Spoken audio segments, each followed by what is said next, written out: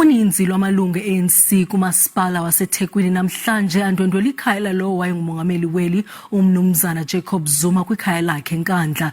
Lamalungu nebekukho kuwo oceba kulo masipala bathi uMnumzana Jacob Zuma makanikwe inhlonipho ngendima idlalileyo kubembeli. Masiphosa intambo kwintatheli yethu Simphiwe Makhanya nosokhamera wethu Thulani Ngcobo.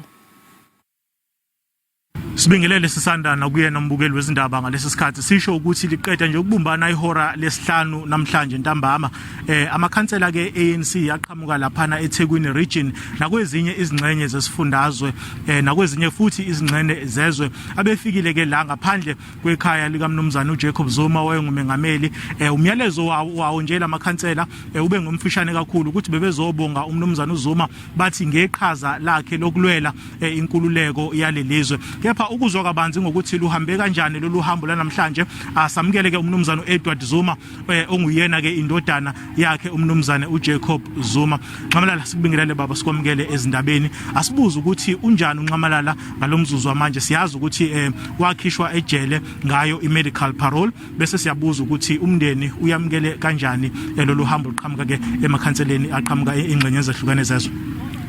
Sibingelele kubabukeli siqale silungise la amakhansela kaDelana abezofisela umongameli uZuma Mpilonde ukuthi aqhubeka aphile ingathi engalulama